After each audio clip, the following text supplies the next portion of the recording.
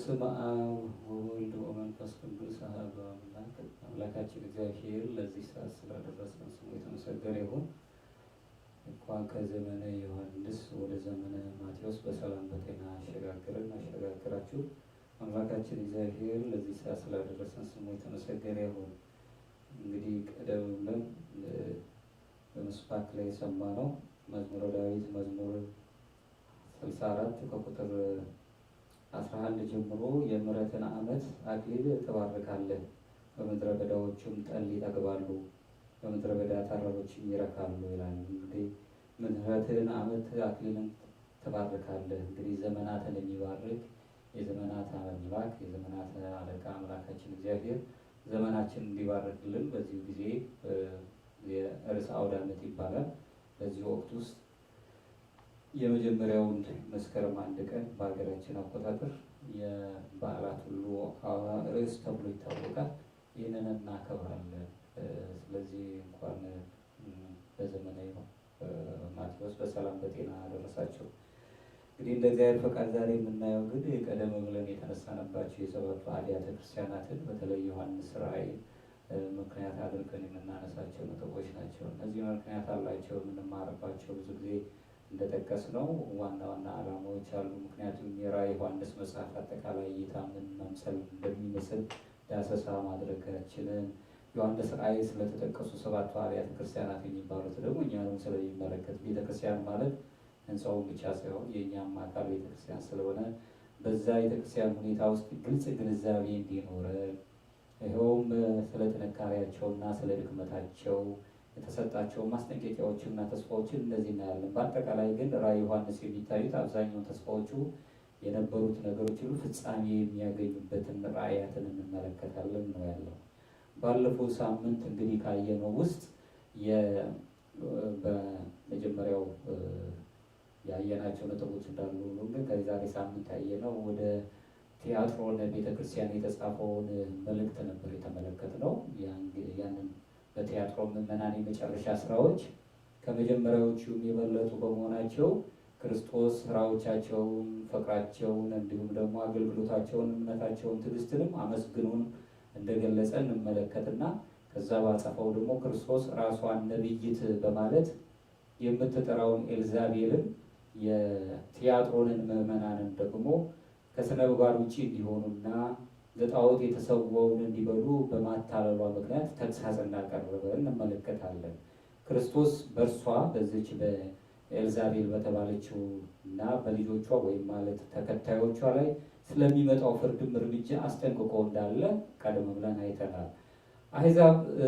በአሕዛብ ላይም ድል ለነሱት ደግሞ ከዚህ ሁሉ ከጣዖት አምልኮ ነፃ ሆነው አምላካቸውን እግዚአብሔርን ለሚያመልኩ ሰዎች ድል የነሱ ተብሎ ይጠራሉ። ከእነሱ ጋር የሚከብሩና ከእርሱ ጋር የሚከብሩ ከአምላካቸው ጋር የሚከብሩ ከዛም ደግሞ የንጋት ኮከብ የሚያገኙ ቃልን እንደሚያገኙ ቃልን ገብቶላቸው በራዕየ ዮሐንስ ምዕራፍ 2 ከቁጥር 28 ላይ እንዲሁም ራዕየ ዮሐንስ ምዕራፍ 22 ከቁጥር 16 ላይ እንመለከታለን። ክርስቶስ ለቲያጥሮን ከተጻፈው ደብዳቤ የሚያስረዳን እግዚአብሔር አልባ ከሆነው ይህ ዓለም ጋር በሚደራደሩ ላይ ፍርድን እንደሚያመጣ እንመለከታለን። እግዚአብሔርን ከማታውቀው ዓለም ላይ አብረው የሚኖሩትን በዚሁ ፈቃድ በዚች እግዚአብሔርን በማታውቅ አገር ፈቃድ ላይ የሚማሩትን ሰዎችን ፍርድ እንደሚያመጣ ይነግረናል። እንግዲህ ከዚህ ዓለም ይልቅ በእግዚአብሔር መንግስት ድል የሚያደርጉትን የእርሱ ቅዱሳን እንዲሳተፉ ቅድስና እንዲያገኙ እንደሚያደርጋል። ስለዚህ ነው እኛ ዛሬ ይህን የምንማረው ከዚህ ዓለም እግዚአብሔር አልባ ከሆኑ ዓለም ይልቅ እግዚአብሔር ተስፋውን የሚሰጥልን መንግስቱን የምንወርስበትን ነገር ተስፋ ስለምናደርግ የቅዱሳኑን በረከት እንድናገኝ ሁላችንም ይህንን ትምህርት ለመማር ግድ ይለናል። እንግዲህ ለዛሬ የምናየው የሰርዴስ ከተማ የተመሰረተችው ቤተክርስቲያን ናት። እንግዲህ ሰርዴስ ራሷ ከተማ ናት። በአዲስ ኪዳን ዘመን ካሉ ዋና ዋና ገጽታዎች መካከል የፍቅር አንስት አምላክ ወይም የአርጤምስ መቅደስ ከነበሩት ከተሞቿ አንዷ እንደነበረች ይነግራል። በአጠቃላይ ጣዖት ይመለክባት የነበረ መቅደስም ታስተናግድ እንደነበረ እንመለከታለን። በአንድ ወቅት የሊዲያ መንግስትም ዋና ከተማ እንደነበረች ይነገራል። ሰርዴስ የተባለችዋ ከተማ የግሪኮች ታላላቅ የውጭ ኃይሎችም የሚታዩባት ከተማም እንደነበረች ይመለከታለን። የውጭ ኃይላት ሁሉ ታላላቅ ሰዎች ይታዩባት የነበሩ። ሆኖም ነዋሪዎቿ በታሪክ 2 ጊዜ በጥንቃቄ ባለመሄዳቸው ተሸንፈዋል። እንደዚሁ እንደምናየው መጽሐፉ እንደሚነግረን ከሆነ በታሪክ የምንመለከተው ራዕየ ዮሐንስ ምዕራፍ 3 ከቁጥር 1 ጀምሮ ስለሆነ ነዋሪዎቿ በውስጡ የሚኖሩ ነዋሪዎቿ በታሪክ 2 ጊዜ በጥንቃቄ ባለመሄዳቸው ብዙ መከራ እንዳገኘና እንደተሸነፉ እንመለከታለን። ይሄ ከተማውን ይመለከታል።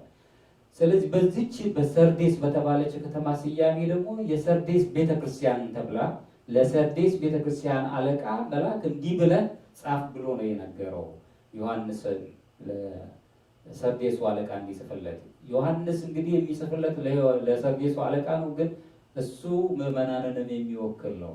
ቤተክርስቲያኗ ይቺ የሰርዴስ ቤተክርስቲያን የተመሰረተችው ልክ እንዳለፉ እንደ ኤፌሶኑ እንደ ሌሎቹም አብያተ ክርስቲያናት ቅዱስ ጳውሎስ በኤፌሶን በነበረበት ጊዜ እንደሆነ ይታመናል።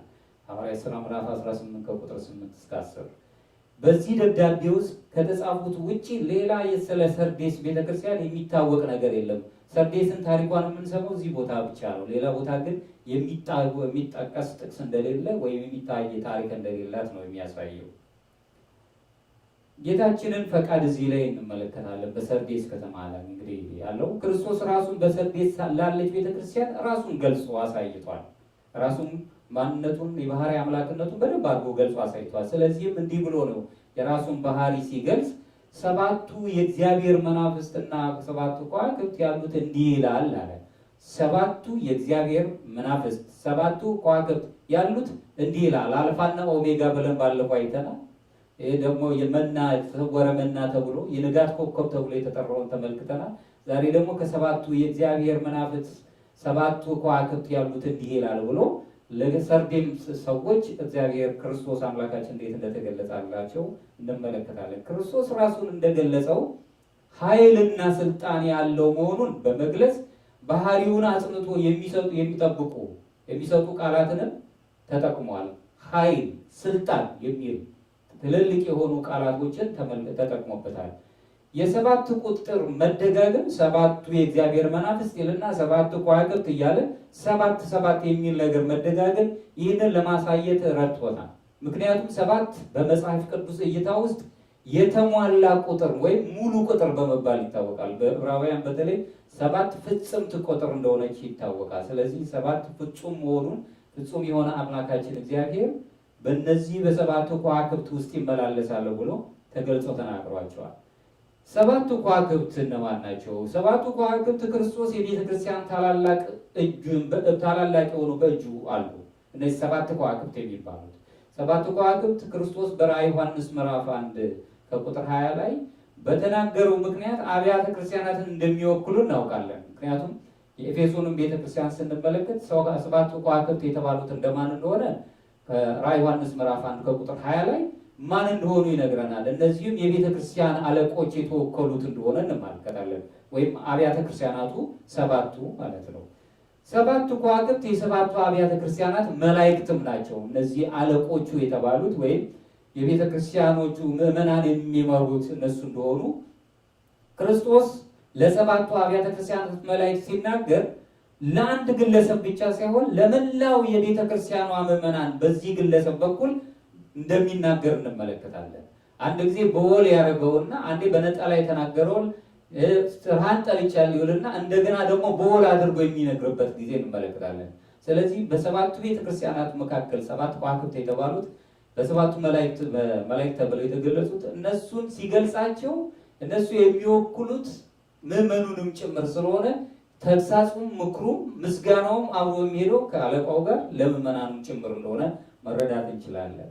7 ከዋክብት ወደ 7ቱ አብያተ ክርስቲያናት የተላኩ 7 መላእክት ወይም መልእክተኞች የሚወክሉ ሆኖ ተቀርበዋል። ማለት 7 መላእክት የተባሉት አለቆቹ ማለት ነው። ራዕየ ዮሐንስ ምዕራፍ 1 ቁጥር 20 ላይ ገለጽ ነው ማለት ነው። ጌታችን እንግዲህ ትእዛዝንም እንደሰጠ እንመለከታለን። እዚህ ላይ ምን ይላል? ስራህን አውቃለሁ አለ። ስራህን አውቃለሁ። ይህንን ሲናገር ክርስቶስ ለ7ቱ አብያተ ክርስቲያናት እንደተናገረ በሰርዴስም ቤተክርስቲያን ይህንን ቃል ተናግሯል። ስራህን አውቃለሁ፣ አልደከምክም፣ ትዕግስትንም አውቃለሁ እያለ እየደጋገመ አሁን ከመጣንባቸው አብያተ ክርስቲያናት ሙሉ ሲናገር እንደሰማን ለሰባቱም አብያተ ክርስቲያናት ሙሉን ሲናገር እንሰማለን። ይኸውም ቤተክርስቲያን ማለት ምን ማለት እንደሆነና ቤተክርስቲያን የምትሰራው ነገር መቼም ቢሆን ከክርስቶስ የተሰወረ አለመሆኑን ነው የሚነግረን። እኛ በድብቅ የሰራነው ወይም ቤተክርስቲያን ተብለን የምታወቀው ምዕመናን በድብቅ የሰራነው ነገር በእግዚአብሔር ዘንድ የማይሸሸግ መሆኑን ነው የሚነግረን። ስለዚህም ስራን አውቃለሁ ብሎ አልተወም። ሕያው እንደመሆንህም ስም አለህ አለው። ስም አለህ፣ ምስክርነት የሚሰጥ ስም አለ።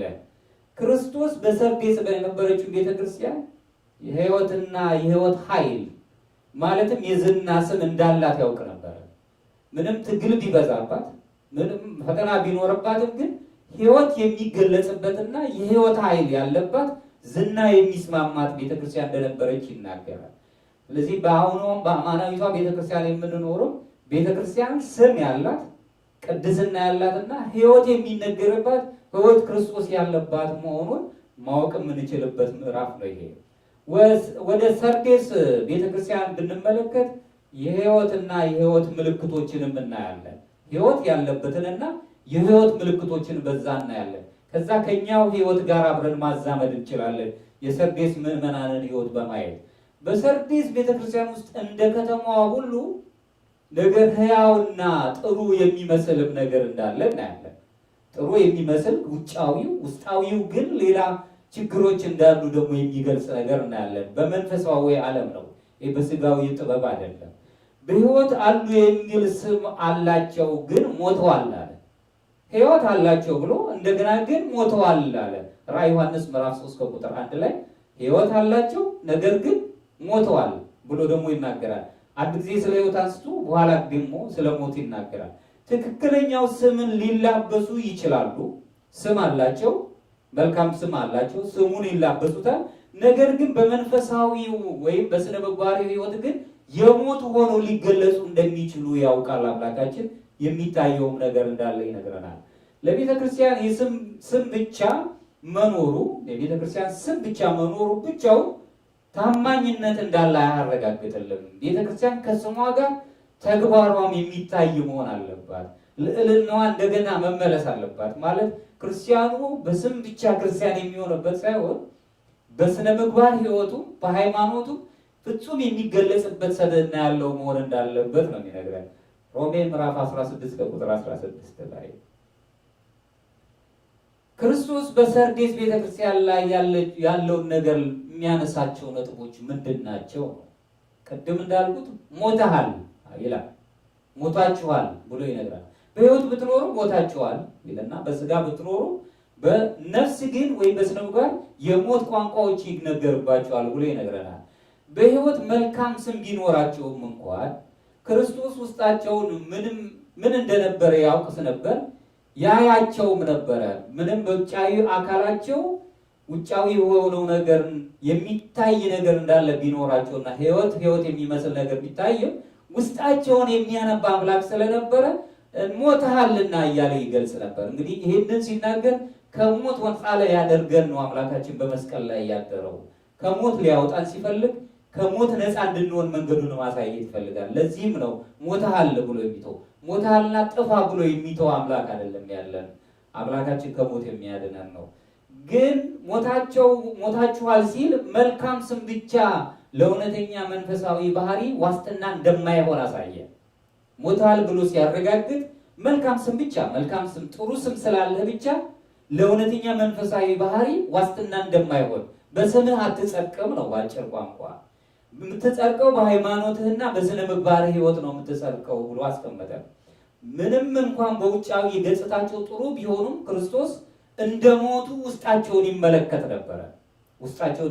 ነበር። ስለዚህ ሞትን አነሳ እዚህ ላይ።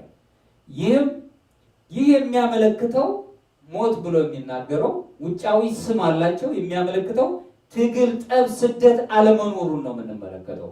እንግዲህ በመንፈሳዊ ሕይወት የሚታገሉበት ነገር በጠፋ ቁጥር ስማዊውን ገጽታውን ይዘው ይሄዳሉ፣ ግን የሚፈተኑበት ነገር የለም። ይሄ እግዚአብሔር የለሹ ዓለም ላይ ሲኖሩ ትግል የሌለባቸው ሆኖ ሲያገኙ ዝም ብሎ ጸጥ ብሎ የሚኖረው ኑሮ ያንን ይመለከታል። ያንን መግለጹ ነው። በሰርዴስም የነበረችው ቤተክርስቲያን ውጊያዋን የተሸነፈች አልነበረችም። ምክንያቱም ውጊያ አልነበረም፣ መከራ አልነበረም፣ ስቃይ አልነበረም። የእምነቷ ምንነት የሚመዘንበት የስቃይ ምልክት አልታየባትም ይህቺው ቤተክርስቲያን። ስለዚህ የሞተ አካል በውጊያው ተሸንፏል አለ። የሞተ አካል በውጊያው ተሸንፏል። እናም ውጊያውም ያለፈ ይመስላል። እንደው ጸጥ ስላለ የሞቱ ነገር ያለፈ ይመስላል። ነገር ግን መንፈሳዊ ሕይወታችን በተነቃቃ ቁጥርና ስነ ምግባራዊ ሕይወታችን በበለጸገ ቁጥር የሚዋጋን ርኩስ መንፈስ አለ።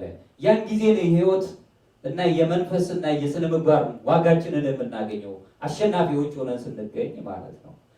ሰርዴስ ለአቅመ ቢስ ክርስቲያን ፍጹም ተምሳሌት እንደነበረች ይነግረናል። ስም አላቸው፣ ውጊያን ይሸሻሉ።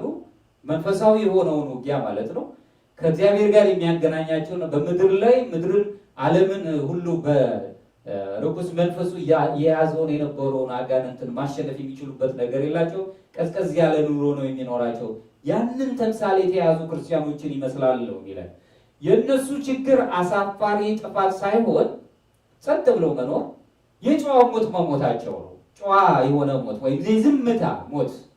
የእነሱ ገጽ ሕያው ነኝ ሲል ነገር ግን በእውነቱ እነሱ ሞተዋል።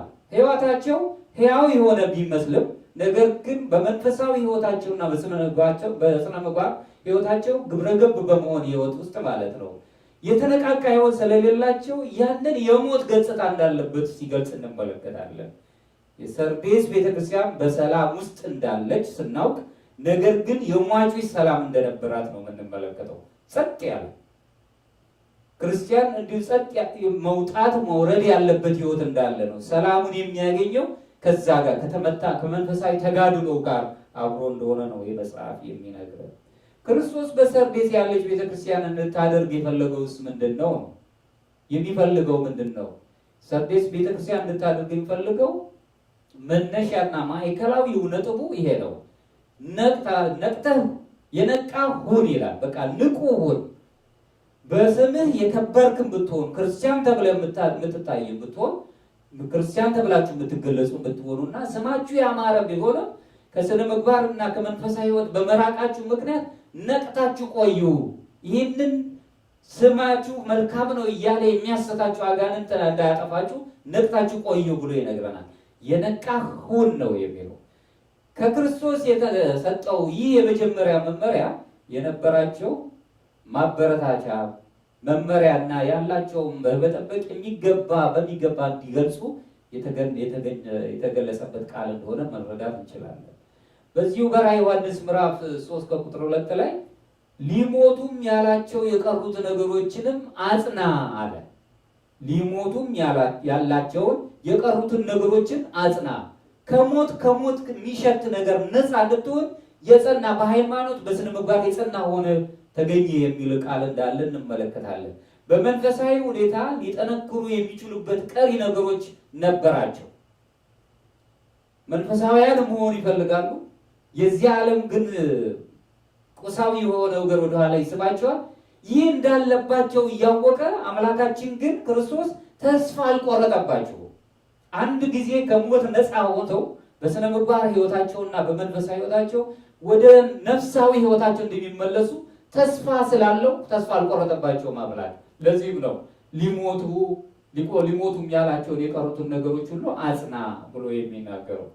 ከቁጥር 3 ላይ ደግሞ እዚሁ እንግዲህ እንዴት እንደተቀበልክና እንደሰማህ አስብ አለ።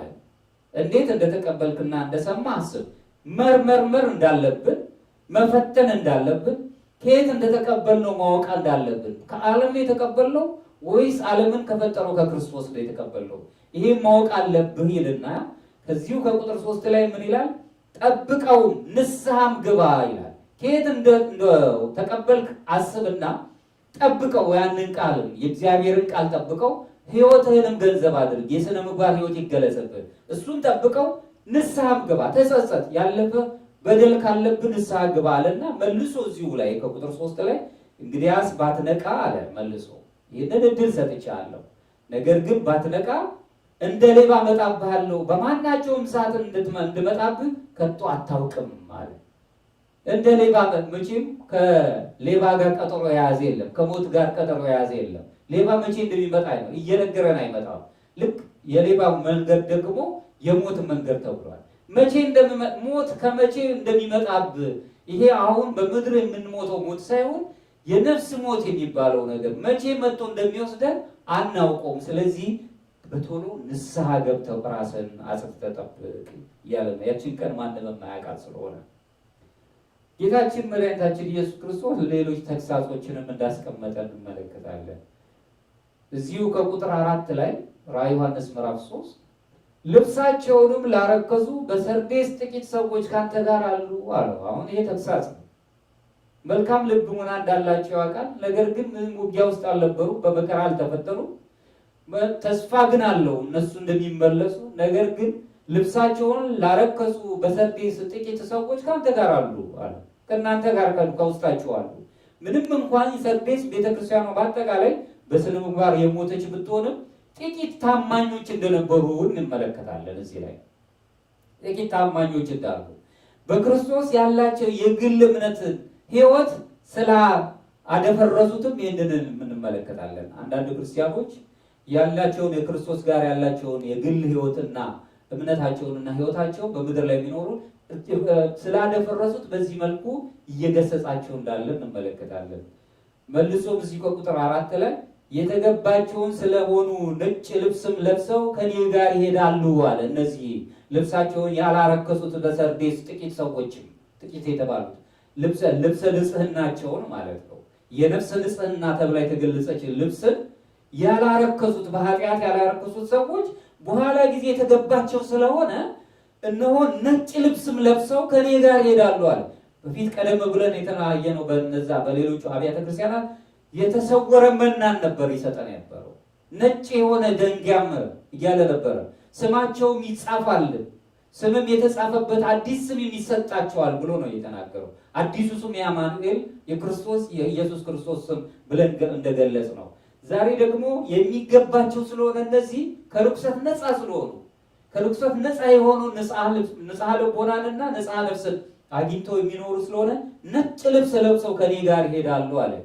መልካም የሆነ ጉድፍ የሌለበት በዚህ ደብዳቤ ላይ የበለጠ ቃል እንዳለ እንመለከታለን። ከቁጥር 5 ላይ በደንብ እንየው። መዳንና ውግዘት በግለሰብ ደረጃ የሚወሰን ማሳሰቢያ ነው። መዳን እና ውግዘት በግለሰብ ደረጃ የሚወሰን ማሳሰቢያ እንደሆነ እንመለከታለን።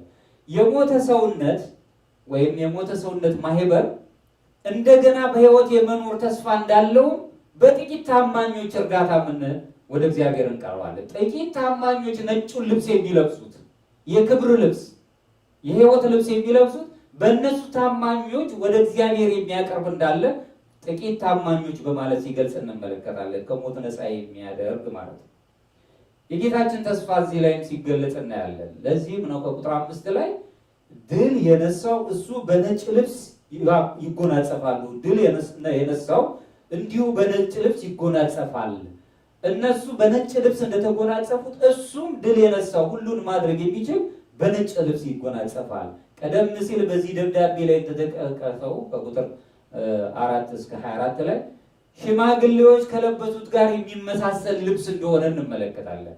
ደጋግ ሰዎች፣ ቅዱሳን፣ መልካም ነገር የሰሩ ሰዎች እንደለበሱት ራዕየ ዮሐንስ ምዕራፍ 3 ከቁጥር 4 ላይ እናም ስለ እግዚአብሔር ቃል ለተገደሉት ነፍሳት ስለሰጡት ምስክርነት የተሰጠ ራዕየ ዮሐንስ ምዕራፍ 6 ከቁጥር 9 እስከ 11 በሰማይ በጌታችን ፊት ከአሕዛብ ሁሉ የተውጣጡ እጅግ ብዙ ሰዎች የሚለብሱት መልካም የክብር ልብስ መሆኑን መረዳት እንችላለን። ራዕየ ዮሐንስ ምዕራፍ 7 ከቁጥር 9 እስከ 17 ላይ እዚሁ የተስፋ ቃል እንግዲህ ለሁላችንን ነጭ ልብስን የሚያለብሰን ጽድቅን ነው የሚመለከተው፣ ሕይወትን ነው የሚመለከተው።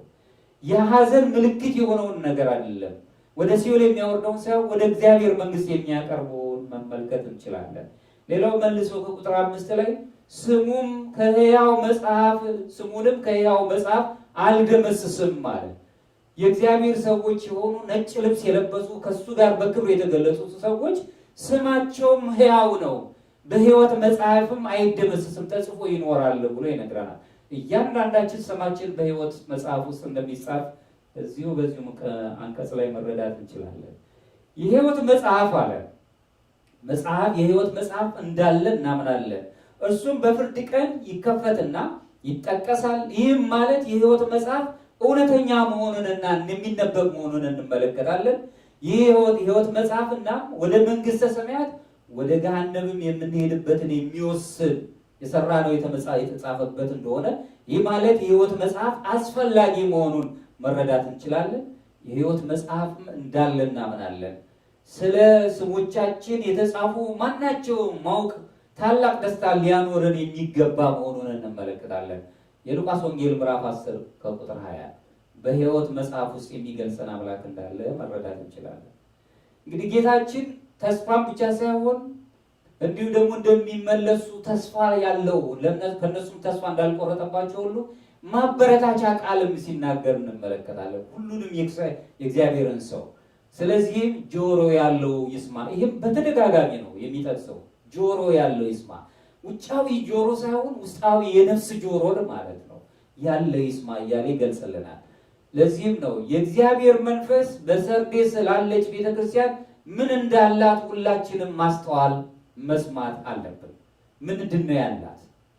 ቀና የሆነው ነገር ምንድን ነው? የጎደላትስ ምንድን ነው? እሱን ማስተዋል አለብን። በተለይ መልካም ስም ሲኖረን ለመንፈሳዊ ሞት በእንቅልፍ ግዴለሽነት ውስጥ ለማንሸራተት ቀላል ሊሆን እንደሚችል መገንበት አለብን። ሰዎች በስሞቻቸው ተጠላልፈው ሊቀሩ ይችላሉ። በስሞቻቸው ስማቸው በሕይወት መጽሐፍ እንዲጻፍ ነው መሆን ያለበት። በምድር ላይ አንቱታን ከማግኘት የተነሳ አንዳንድ ሰዎች በከንቱ ውዳሴ ተወቅጠው ማለት በክፉ የሆነ ያልተገባ ውዳሴ ማለት ነው ምስጋና ሊወድቁ ይችላሉ። ከዛም ደግሞ ከሕይወት መንገድ ሊወጡ ይችላሉ። ስለዚህ አምላካችን ቢሆንም ክርስቶስ ሙታንም እንዴት ማስነሳት እንደሚችል ስለሚያውቅበት ለሞተው ሰውነታችን ሁልጊዜ ተስፋን ይሰጠናል። ከሞት እንዴት ማስነሳት እንዳለብን የሚያውቅ አምላካችን ሁላችንን ከሞት ማስነሳት የሚችልበትን ጥበብ ሰጥቶ ተስፋንም የሚሰጠን አምላክ መሆኑን እንረዳለን። ስለዚህ ጆሮ ያለው ይስማ፣ ያስተውል። ሌላው መንፈስ ለአብያተ ክርስቲያናት የሚለውን ያንን ነው መስማት ያለበት። መንፈስ ለአብያተ ክርስቲያናት ለሰባቱ አብያተ ክርስቲያናት በአሁን ላይ ላለችው ቤተ ክርስቲያናትም ላለው የሚለውን በስኬታቸው ውስጥ መጠንቀቅ እንዳለብን የሰርዴስ ቤተክርስቲያን ታስተምረናለች። በስህተታችን ውስጥ በስኬት ባለን ሁሉ መልካም ነገር ባለን ሁሉ አንዳንዴ ስህተት ሊገለጽ ስለሚችል ማስተዋልና መጠንቀቅ እንዳለብንን መገንዘብ አለብን። ከተማዋ ሀብታም ነበረች እና ነዋሪዎቿ ቀላል ኑሮን ያውቁ ነበር።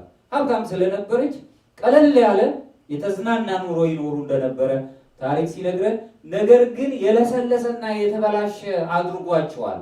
ቀላል በቃ የሚፈልጉትን የሚያገኙባት ስለነበረች ስለ ነፍስ ነገር በጣም የሚያስጨንቃቸውን ነገር ቀለል አድርገው ይዘውት ነበረ እና አላስፈላጊ የሆነ የሥነ ምግባር ብልሽነት እንደደረሱ እንመለከታለን። በጣም ጠንካራ በሆኑ ነጥቦቻችን ላይ ንቁ እንድንሆን ሰርዴስ ታስተምረናለች። ጠንካራ በሆኑት ነገሮቻችን ላይ እኛን ሊገልጹ የሚችሉ ከከንቱ ውዳሴ ነፃ የሚያደርጉን ዝም ብሎ አልባል የሆነ ምስጋና ነፃ የሚያደርገን ማለት ነው። ስለዚህም የሰርዴስ ነገሮች ሁሉን የማይሸነፉ የማይደፈሩ መስሏት ነበር። ነገር ግን ድል እንደተቀዳጀች እንመለከታለን። ድል አድራጊው አምላካችን ኢየሱስ ክርስቶስ ድል ስለሰጣት፣ ለዚህም በጭራሽ ያለንን አላደረግንም የምንልበት እኛ ልንጠቀምበት የሚገባ ትክክለኛ ቦታ እንደሆነ ይህ ታሪክ ያስረዳናል። እንደ ቤተ ክርስቲያንም ሆነ እንደ ክርስቲያን መንፈሳዊ ሕይወታችን ውስጥም በጣም እውነተኛ አደጋዎች ሊገጥሙን ይችላሉ። ቀጥ ያለ የተስተካከለ ይመስለናል። ነገር ግን ውስጥ ለውስጥ አደጋዎች፣ መከራዎች ሊገጥሙን ይችላሉ። ከዚህ ታሪክ መማር አለብን። ግን የእግዚአብሔር ምክር ብቻ የምንሰማ ከሆነ ንስሐን፣ ታማኝነትን የሚያነቃቁ አስደናቂ ተስፋዎች እንዳሉን መገንዘብ አለብን። እንዲህ ቀጥ ብሎ ያለ የሰመረ የሚመስል ሳናስበው አደጋ ውስጥ የሚከተን የዓለም ሕይወት መጠንቀቅ እንዳለብን ተረድተን፣ ነገር ግን እግዚአብሔር ደግሞ ከዚህ ሁሉ እንደሚያድነን ተስፋ እንዳለን ከዚህ ቤተክርስቲያን ታሪክ መረዳት እንችላለን። እንግዲህ እንደ ማጠቃለያ ወደ ሰርዴስ ቤተክርስቲያን የተጻፈው ደብዳቤ ስንመለከት እውነተኛ የክርስቶስ ቤተክርስቲያኖች ወይም ምዕመናን በስነ ምግባር በሞት የሚገለጥ ችግር ሊገጥመን ቢችልም ተስፋ እንዳለን በተስፋ ወደ እግዚአብሔር የምንቀርብበት ከሞት ነፃ የሚያደርገን ከወደቅንበት የሚያነሳን አምላክ እንዳለን እንረዳለን። ነገር ግን ክርስቲያኖች ከበጉ የሕይወት መጽሐፍ ሊደመሰሱ እንደማይችሉም ከዚሁ ታሪክ እንረዳለን። በሕይወት መጽሐፍ ተጽፈናል። በዛ ሕይወት መጽሐፍ በስነ ምግባራችን ከብረን መንፈሳዊ ሕይወታችንን አጠብቀን ሁልጊዜ በሕይወት የምንገለጽ ሰዎች እንድንሆን ታሪኩ በደንብ አድርጎ ያስረዳናል። ስለዚህ ተስፋ የሌለን ሰዎች አይደለንም። ተስፋ አለን። ከሞት በኋላ ሕይወት አለን። በሕይወት መጽሐፍ በጉ ተብሎ የተገለጸው ክርስቶስ በሕይወት መጽሐፍ ስማችን እንዳይደመሰስ የሚያደርግ አምላክ አለ። ወደ ሰርዴስ ቤተክርስቲያን የተጻፈው ደብዳቤ ስንመለከት ክርስቶስ በጉባኤ ብቻ ሳይሆን በተናጠልም እንደሚፈርድ እናያለን። በወል ብቻም አይደለም፣ እንዲሁም ደግሞ በግልም ሊፈርድ እንደሚችል እንመለከታለን። ጉባኤዎችና ግለሰቦች እርሱን የሚታዘዙ ከሆነ ለንስሐ እድል እንዳለንም እድል እንደሚሰጠን ማየት እንችላለን። እንግዲህ ይሄ ዛሬ የተማርነው ትምህርት ነው። እግዚአብሔር በጸጋው ይጎብኛል። ለማንኛውም የሚቀጥለው ሳምንት የመጨረሻውን የሆነውን የሚቀጥለው መርሃ ግብር ወደ ፊላደልፊያ ቤተክርስቲያን የተጻፈውን ደብዳቤ ደግሞ መመልከት እንችላለን። ለሁሉም አምላካችን ዘመኑን ዘመነ ሰላም፣ የፍቅር የአንድነት ዘመን፣ ከጭንቀት ነፃ የሚያደርግ ከሞት ጥላ ነፃ የሚያወጣን አምላክ እንዲያደርግልን እንዲሁም ደግሞ ለቤተክርስቲያን የሚታደግ አምላካችን በሕይወት የሚገልጠን እሱ ቸርነቱን ገልጾ በሕይወትን እንዲጎበኝን ቅዱስ ፈቃድ ይሆንልን።